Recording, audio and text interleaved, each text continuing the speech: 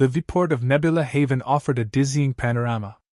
More than just a space station, Nebula Haven was a kaleidoscope of cultures, a chaotic symphony of life clinging to the void on the edge of Sol's dominion. Located deep within the icy embrace of the Kuiper Belt, it served as the primary diplomatic hub for countless star systems clustered within the sprawling Andromeda galaxy. Artificial gravity hummed a low, constant thrum beneath the layered decks, masking the vast emptiness that surrounded the station like a hungry ghost. The air in the central promenade, Deck Sigma, was thick with a strange blend of scents. The sharp, almost antiseptic cleanliness preferred by the Earth Federation mingled with the sweet, floral aromatics of the Sylphid delegation and the metallic tang favored by the silicon-based lifeforms of the KRYL collective. A slow, ethereal melody drifted from the upper levels, a Xantian song played on instruments that vibrated the very metal of the station's frame. It spoke of stardust and cosmic longing, a counterpoint to the pragmatic, almost aggressively efficient buzz of human activity below. A woman stood amidst the organized chaos, her emerald skin shimmering faintly under the cool, artificial suns. Lyra'Elara, first envoy of the Xantus Alliance, was profoundly, utterly lost. She tightened her fingers around the smooth, obsidian datapad in her hand. The navigation system, normally a marvel of Xantian engineering, had sputtered and died on her just as she'd stepped out of the transport node. Now, instead of striding with purpose towards the Grand Confluence Chamber, the site of the crucial Andromeda Multilateral Conference, she found herself in a confusing maze of corridors, surrounded by beings she didn't recognize and glyphs she couldn't decipher. The Xantus were known for their unparalleled navigational abilities, a cultural cornerstone as integral as their intricate sonic art and their deep reverence for the living universe. Centuries of mapping black holes and charting uncharted nebulae had bred an inherent sense of direction within their genetic code. To be lost, therefore, was a cultural humiliation, a blemish on a legacy of interstellar exploration. She forced herself to take a slow, controlled breath, trying to quell the rising tide of anxiety. Losing her way to the conference was more than just a personal embarrassment. It could have interstellar consequences. The conference, long overdue, was meant to address the volatile tensions arising from the dwindling reserves of helium-3 across several sectors of Andromeda. The Xantus Alliance, with its vast technical prowess, was key to brokering a solution, to preventing a catastrophic resource war. Her tardiness, even for a legitimate reason, could be interpreted as a sign of disrespect, a lack of commitment. She adjusted the complex weave of her ceremonial shawl, the shimmering threads of bioluminescent silk shifting with subtle grace. It was a garment of deep cultural significance, imbued with Xantian history and tradition, yet it felt strangely out of place in the utilitarian environment of Nebula Haven. A flash of metallic blue caught her eye, a KRYL drone scurrying past with a cargo of pulsating energy crystals. Lyra'Elara suppressed a shudder. The KRYL's inorganic nature and their penchant for unconventional art made them difficult to connect with, even in the highly structured setting of a diplomatic function. "Blast these Terran designs!" she muttered under her breath, the soft syllables of the Xantian language barely audible above the station's hum. Earth Federation architecture was notoriously illogical, favoring aesthetic flourishes over practical navigation. She pressed a hidden activator on her datapad, hoping to re-establish a connection to the Xantian network. Nothing. Just the cold, unyielding glass surface beneath her fingertips. Just as she was about to concede defeat and seek assistance from one of the passing station security personnel, a humbling admission of incompetence, a different type of music began to emanate from a nearby passageway. A distorted, almost frantic, series of chords followed by a rhythmic, pounding beat. It was peculiar. Certainly not Xantian. It reeked of energy. Drawn by a strange combination of curiosity and desperation, Lyra'Elara adjusted her shawl, straightened her spine, and stepped into the passageway, hoping against hope that it would lead her somewhere, anywhere, closer to her destination. Meanwhile, a few decks below, in a cramped but comfortably chaotic space designated as Living Quarters Sector Gamma, Sublevel 12, Unit 42, Jax Meridian was engaged in a vital mission of his own, tasting the latest shipment of synthetic snacks. Jax Meridian was a legend, though not necessarily in the way that station command preferred. He was renowned for his daring piloting skills, pushing the limits of experimental spacecraft to the very brink of destruction, all in the name of scientific advancement, and a healthy dose of adrenaline. He'd charted new jump routes through unstable warp fields, danced with the plasma currents of rogue stars, and even survived a near-catastrophic encounter with a sentient black hole, a story he would happily recount, complete with questionable sound effects, for anyone who had the misfortune of asking. But Jax wasn't known for his discipline, his attention to protocol, or his respect for authority. His living quarters were testament to this fact. Tangled wires snaked across the floor, discarded flight helmets served as makeshift plant pots, and holographic displays flickered with outdated mission briefings. Currently, Jax was sprawled on his vintage Terran couch, a relic from the first generation of interstellar travel, with one bare foot propped on a floating chessboard. He wore a faded green t-shirt bearing the logo of a defunct spaceplane company and a pair of mismatched socks, a deliberate act of defiance against the Federation's draconian dress code. Before him hovered a tray loaded with glistening, vaguely unsettling snacks. Sin sweets, as the manufacturers had dubbed them. They came in a rainbow of hues, each promising a different burst of artificial flavor.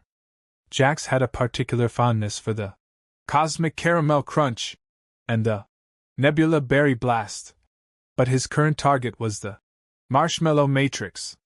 He popped one of the squishy, white cubes into his mouth, chewing thoughtfully. Not bad, he mumbled, his voice slightly muffled. The snack tasted like nothing remotely resembling a real marshmallow. More like a vaguely sweet, slightly chewy foam. Suddenly, a loud chime reverberated through his pod, followed by a somewhat frazzled synthetic voice. Incoming transmission from an unidentified source. Recommendation: ignore. Probability of spam: 97.8%. Jax grinned, ignoring the warning. He had a weakness for the unexpected. He tapped a control on his wrist console, and a holographic image flickered to life above the snack tray. It was the Nebula Haven station directory, but the image was glitching, distorted with interference. Then, a Real signal broke in. Excuse me? The voice was hesitant, melodic, and subtly alien. Is this Habitation Unit 42? Jax paused mid-chew, raising an eyebrow. Habitation Unit 42. You've reached the Meridian Zone. What's your code and intention? Over. His reply, a mix of standard pilot jargon and improvised slang, was met with a moment of awkward silence. Then a sigh. My apologies. I appear to be spatially challenged. I am Lyra'Elara, first envoy of the Xantus Alliance. I was attempting to reach the Grand Confluence Chamber for the Andromeda Multilateral Conference, but I seem to be lost. Jax's grin widened. A lost alien ambassador in his quarters? This was going to be interesting. He leaned forward, his curiosity piqued. A lost ambassador, huh? Sounds like you need a meridian to guide you through the unknown. Lyra'Elara paused to take a breath before continuing. The hologram spun uselessly before me, and the same shimmering blue wall was passed 3 times prior. I have a concern that a potted plant to my west is starting to judge me. She said, then adjusted slightly silver-dipped ear as if to better hear anything this human had to say. I believe that I am somewhat near Sector 14G. Hall B, is it? My comms are still doing a poor job of showing me my intended path. The hum of the comms crackled, distorting the already alien melody of Lyra'Elara's voice into a series of sharp, fragmented bursts. Habi Unit 42, Mare Zone. Your code, intention. Over. Jax Meridian, lounging on his threadbare couch in the dim light of his personal quarters, stifled a laugh. He knew he should probably maintain protocol, offer assistance, and politely direct the lost envoy back to her designated route. But something about the formality of her voice, the clipped precision even through the garbled transmission, sparked a familiar mischievous impulse within him. Negative, control. Jax drawled, injecting a hint of deliberate slowness into his speech. He fiddled with the greasy dial on his ancient console. "This is Meridian Zone. You're cleared for landing, in my hospitality bay." He paused for dramatic effect, adding a wink to the air, even though he knew she couldn't see it. "ETA, whenever you find it." The holographic display sputtered again, struggling to lock onto the signal. A moment of silence, thick with static, hung in the air. Jax waited, a playful grin tugging at his lips. He'd been stationed on Nebula Haven for nearly a year, and the monotony was starting to weigh on him like the endless, crushing pressure of deep space. A little spontaneous chaos was just what he needed. Then, a figure materialized in the doorway. She was even more striking in person than her distorted image had suggested. Tall, impossibly slender, with skin the color of jade polished by the touch of nebulae winds. Her silver-white hair, interwoven with intricate patterns of shimmering thread, cascaded down her back like a waterfall of starlight. Her dark eyes, flecked with golden irises, held a sharp intelligence that both intrigued and intimidated Jax. Lyra'Elara, the envoy of Xantus. Up close, the high-tech armor she wore wasn't just practical, it was art. Sculpted panels of a deep, iridescent green protected her torso, interwoven with flexible strands of a dark, almost charcoal-colored material that seemed to shift and shimmer in the light. The ensemble was accented by traditional Xantian designs, flowing geometric patterns etched into the metal, delicate silver chains draped across her shoulders, and a collar that rose high around her neck, framing her angular face with regal elegance. Jax scrambled to his feet, belatedly remembering his manners. The sight of her, a living, breathing embodiment of a culture light years away, had briefly short-circuited his usual glibness. "Whoa," he blurted out, then immediately winced. Welcome, Envoy Lyra'Elara. Jax Meridian, at your service." "And yeah, welcome. Sorry about the mess, I'm still settling in." He gestured vaguely around the room, attempting to downplay the obvious disarray. Lyra'Elara, though still visibly flustered, maintained her composure. Her gaze swept across the pod, taking in the chaos with a cool, almost clinical detachment. There was a slight narrowing of her eyes as she registered the various artifacts of Jax's life, the haphazard arrangement of tools, the half-eaten synthetic snacks, and the flickering holographic displays. It was clear she was forming an assessment, and Jax had a sinking feeling it wasn't going to be particularly favorable. "Lieutenant Meridian," she said, her voice regaining some of its earlier precision. "I thank you for your hospitality. However, I am still quite lost. Perhaps you could direct me to Deck Sigma, specifically the Grand Confluence Chamber? The Andromeda Multilateral Conference is convening, and my presence is, quite frankly, required." Jax grinned, trying to project an air of helpfulness. "Of course, ma'am. Happy to help. But before we get to that galactic diplomacy, let's take a moment to appreciate the beauty of good food." He picked up the tray of Sinsweets, offering it to her with a flourish. "Care for a marshmallow matrix? Guaranteed to realign your spatial coordinates." Lyra'Elara's elegant brow twitched again, a subtle indication that she wasn't entirely sure how to respond to this unconventional greeting. "I confess," she said, her voice cool but tinged with a hint of curiosity, "that Terran gastronomy is something of an enigma to me." "Enigma? Oh, honey, that's just the tip of the iceberg," Jax replied, his grin widening. "This here," he said, holding up a glistening purple cube, "is Nebula Berry Blast. Guaranteed to taste like, well, nothing you've ever tasted before. It's an acquired taste, like blues music or trust in authority." Lyra hesitated, her eyes flickering between Jax's face and the strangely colored snack. Her diplomatic training urged her to decline politely. But a spark of something else, something that whispered of rebellion and adventure, flickered within her. She was, after all, hopelessly lost in a bizarre human's quarters, hours away from a meeting of interstellar importance. What did she have to lose? With a sigh, she took the cube. "Very well, Lieutenant Meridian. Lead the way. And perhaps, enlighten me about the mysteries of Terran cuisine along the way." As Lyra'Elara took a bite of the Nebula Berry Blast, It tasted as if she was falling right into Jax's trap. Now the journey has begun. The corridors of Nebula Haven were a chaotic blend of the familiar and the utterly alien. Jax, leading the way with a swagger that bordered on disrespectful, navigated the maze with an ease that suggested he'd personally mapped out every single duct and emergency hatch. Lyra'Elara struggled to keep pace, her elegant strides hampered by the unexpected twists, turns, and gravity-defying shortcuts that Jax seemed to favor. "So, Xantus Alliance, huh?" Jax said, glancing back at her with a cheeky grin. "That's not exactly a household name back on Earth. More of a niche market? What is it you guys are famous for, other than getting hopelessly lost in space stations?" Lyra shot him a withering look. "The Xantus Alliance is renowned for its scientific advancements, particularly in the fields of stellar engineering and quantum communication.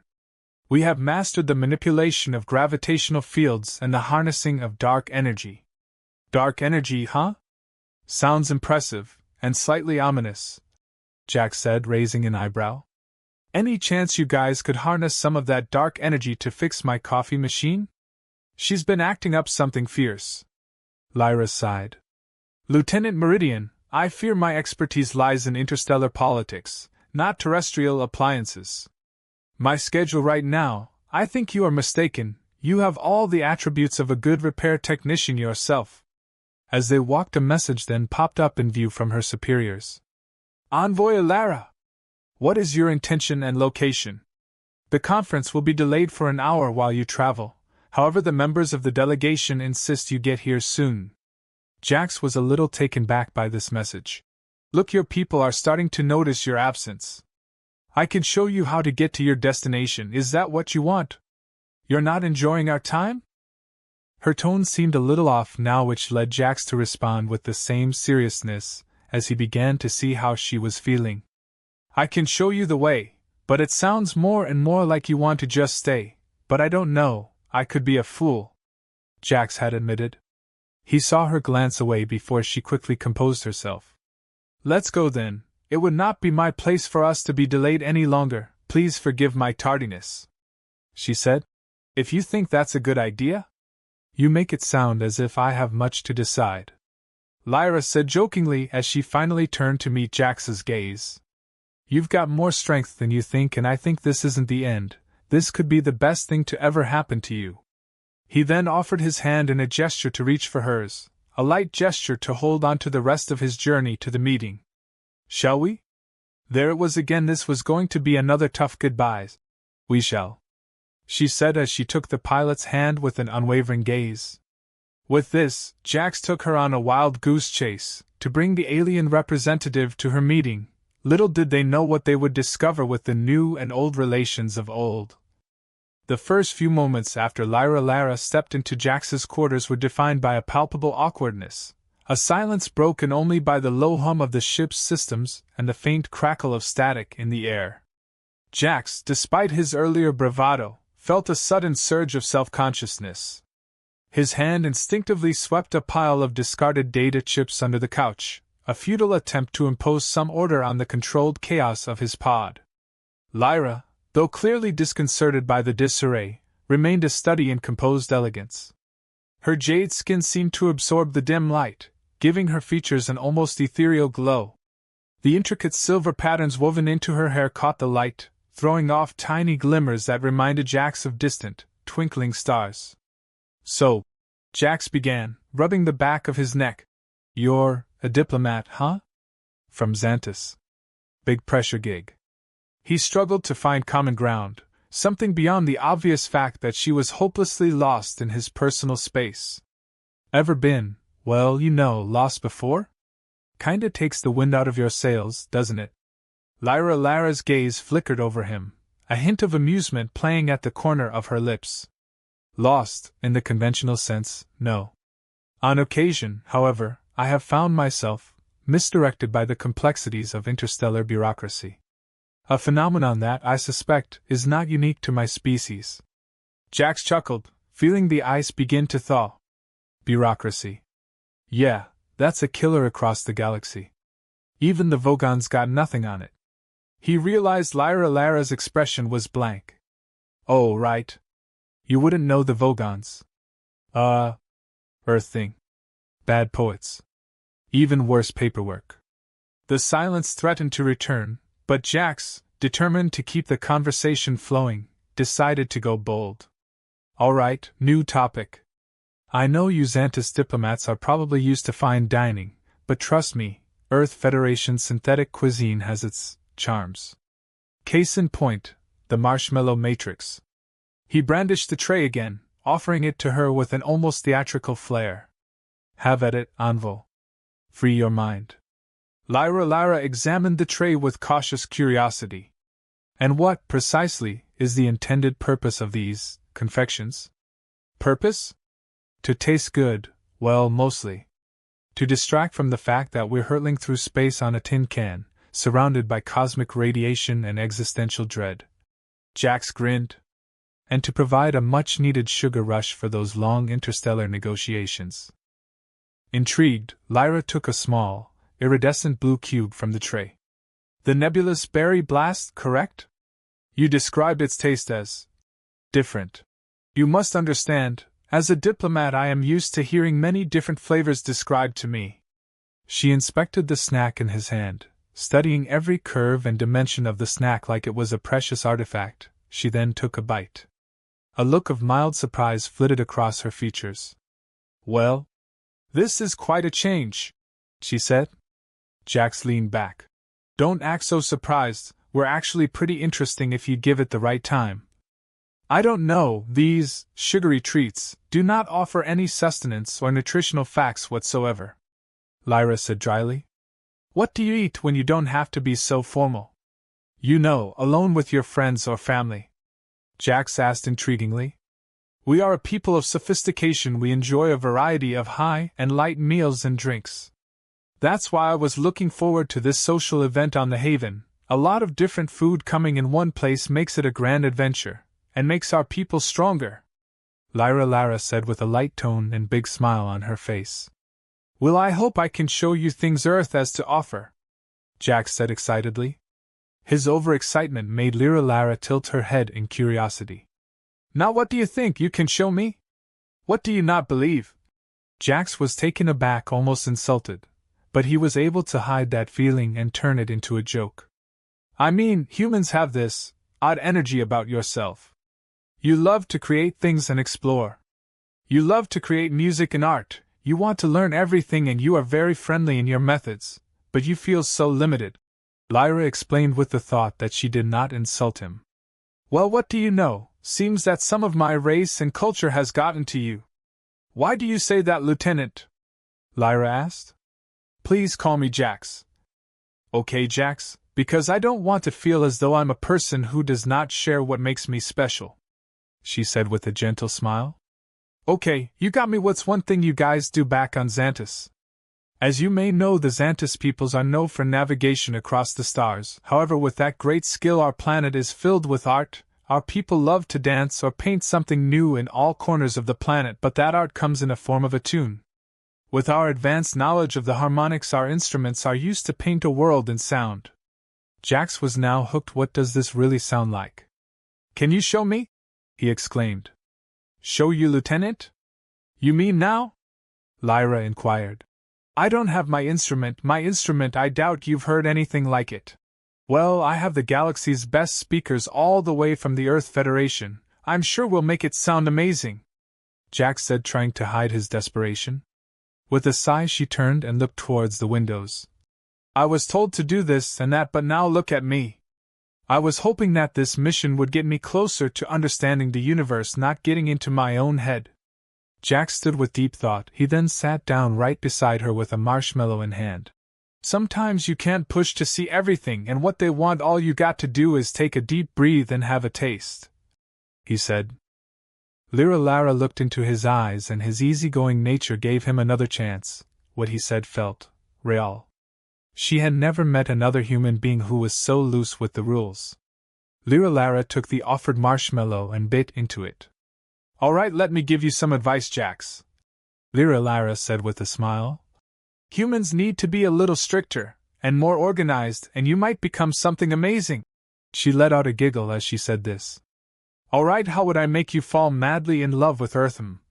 Jax paused to think. I got this. All I need is a musical device of yours. Lyra'Elara thought for a moment. I do have a very simple Xantus harmonica here with me. I mostly use it for stress relief and fun. Perfect, and with these two things I can show you, my dear Envoy, this story is not going to be remembered by the historians. They may end up in a hall of it. Jax said this with so much joy that Lyra'Elara couldn't but to smile as Jax grabbed her arm and led her to his audio dock. The gentle, ethereal strains of Xantian music that had begun to permeate Jax's pod were abruptly shattered by a piercing klaxon. Red alert lights flashed intermittently, painting the cluttered space in a strobing, crimson glow. What in the nebula is that racket?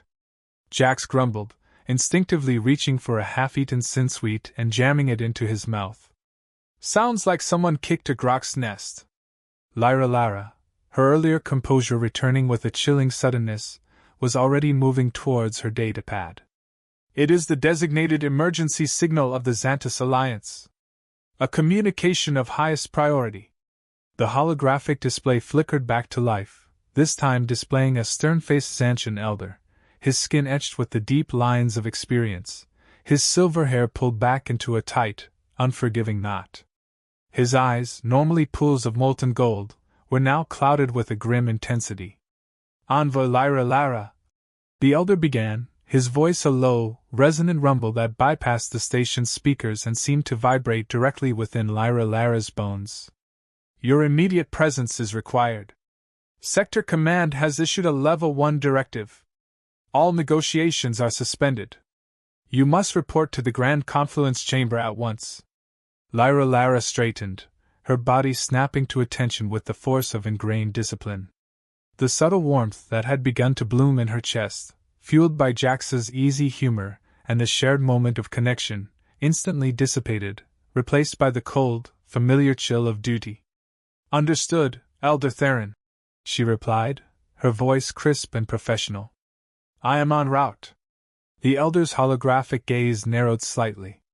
There are unsubstantiated reports of unrest and potential sabotage regarding the conference. Exercise extreme caution, Envoy. The stability of the Andromeda Galaxy hinges on this summit. The image flickered, then vanished abruptly, leaving Lyra'Elara standing in the crimson-lit pod, her face a mask of controlled anxiety. Sabotage? Jax echoed, finally spitting out the remaining sin-sweet into a discarded flight helmet. He rose from the couch, his earlier levity gone, replaced by a familiar, sharp alertness. Experimental pilot training didn't just teach you how to fly, it taught you how to survive, how to assess threats, how to react in a heartbeat. What kind of sabotage? What's going on? Lyra'Elara turned to him, her eyes searching his face. I do not know the precise details, Lieutenant. But I do know this. The Andromeda Multilateral Conference is the single most important event of the century. Failure is not an option. The weight of that statement, the implication of galactic-scale consequences, hung heavy in the air between them.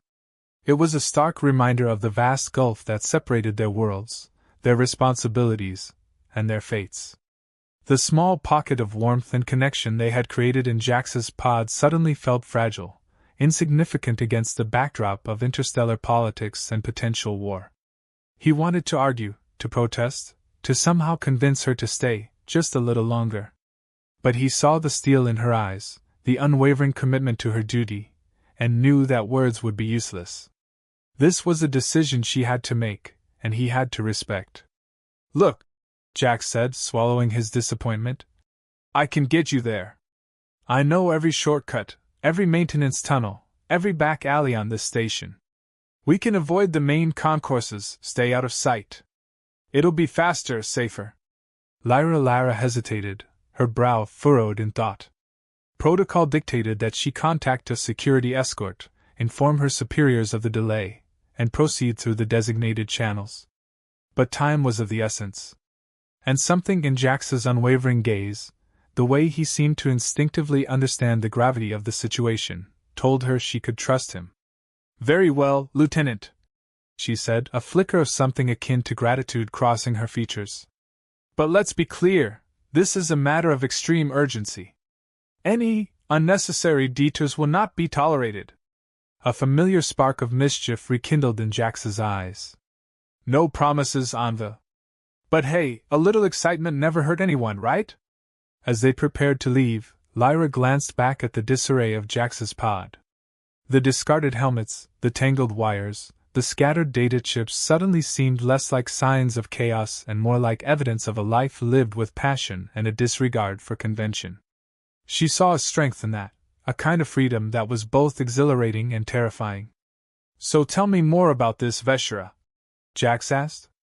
Well, our home is covered in the sky is dark due to its dust trails, in the atmosphere it's always night. The light is only bright from the glowing crystals. The question then landed and struck the heart for Lyra. What would be next in her next mission?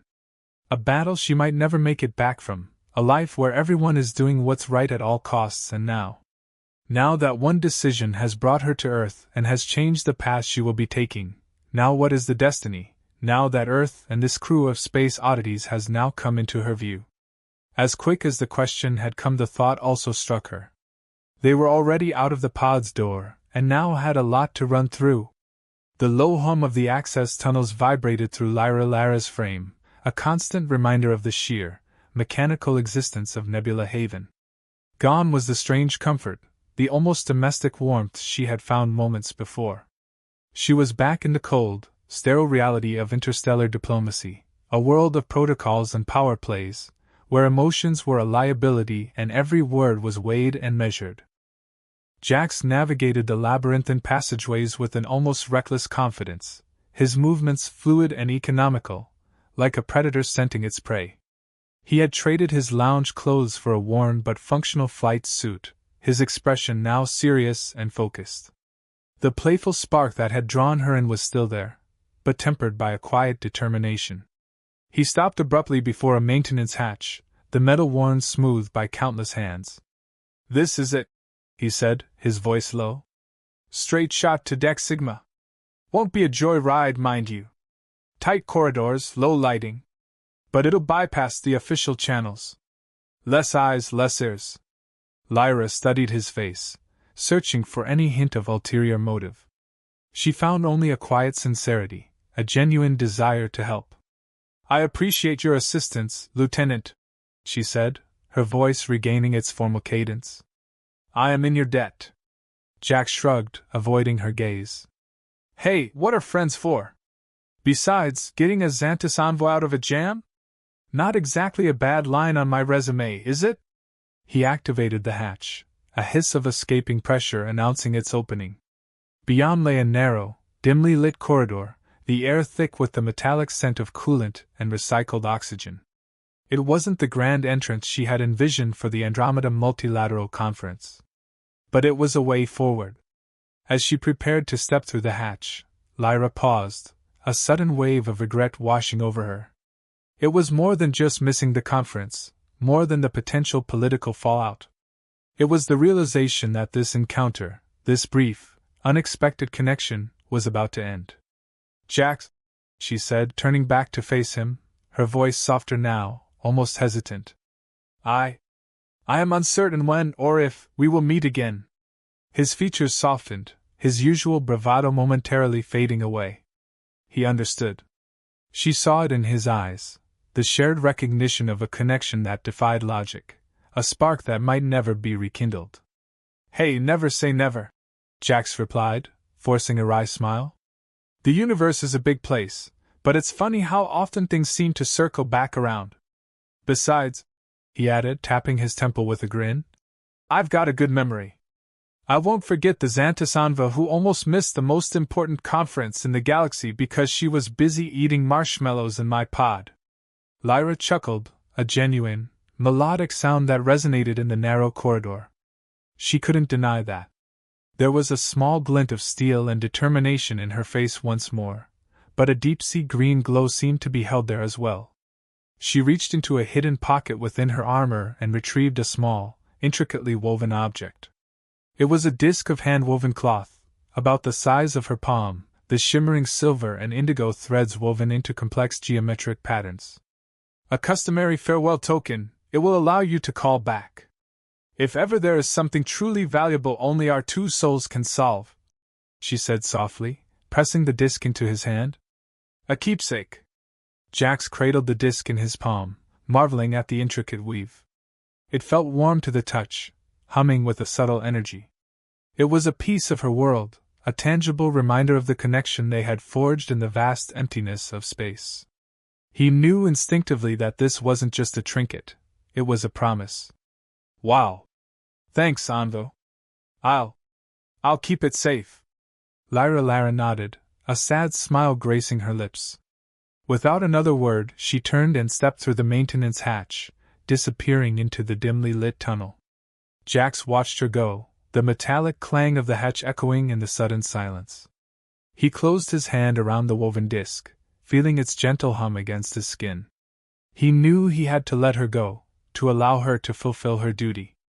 But a part of him that had been dormant for too long, yearned to follow her, to explore the mysteries of her world, to discover what lay beyond the carefully crafted facade of interstellar diplomacy. Turning away, he saw some lights flicker from the datapad and decided to not disturb her anymore, for now. Instead, he decided to put away her special stone to place where it cannot be damaged and or stolen by anyone. He made his way back to his console and was greeted with another system notification, a communication that a few cargo bays needed maintenance. It seemed that a toaster uprising occurred in a storage unit and made way for a short circuit. He signed up for the mission and gathered his tools. It was the end of their meeting for now, but what that may mean for the galaxy can only be imagined or read about. The access hatch sealed shut behind him, its mechanical hiss a sigh of finality. He stood there for a long moment, the only sound his soft grunts as he attempted to repair the machine so far in the distance from any form of help. He sighed again and thought, well, back to work. He would be here eventually. Jax finished what he was assigned to do and then set to back to the pod with all kinds of weird tech inside. From afar, a red glow seemed to resonate from within, and the closer he got, he could feel the glow of the red and the warmth that emanated from inside. The hatch opened a portal to the night, and from it the Nebula Haven space station continued its orbit, a bright beacon in the vast and dark universe, signaling a promise of what's to come and many possibilities and what is in store for the crew of this magnificent project.